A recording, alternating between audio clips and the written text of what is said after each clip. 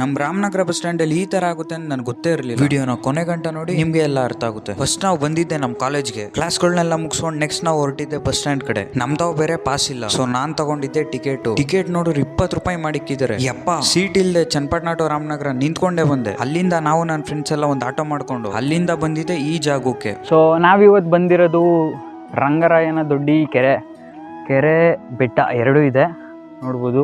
So ಇಲ್ಲಿಂದ start ಆಗಿದ್ದೆ ಆಟ. ಅಣ್ಣ ಸ್ಟಾರ್ಟ್ ಮಾಡಿದ್ರು ಗಾಡಿನ. ಹುಯ್, ಇವ್ರೇನು ಇಲ್ಲೇ ಪಲ್ಟಿ ಓಡಿಸ್ತವ್ರೆ. ನನ್ನ ಫ್ರೆಂಡ್ಸ್ ಏನೋ ಹೋದ್ರು, ಬಟ್ ನನಗಂತೂ ಸಖತ್ ಬೋರ್ ಆಗ್ತಾ ಇತ್ತು. ನಾನು ಒಬ್ಬನೇ ಕೂತ್ಕೊಂಡು ಏನು ಮಾಡಲಿ ಅಂದ್ಬಿಟ್ಟು ಬೆಟ್ಟ ಹತ್ತದೆ. ಏನ ಇಷ್ಟಕ್ಕೆ ಸುಸ್ತಾಗೋಯ್ತು.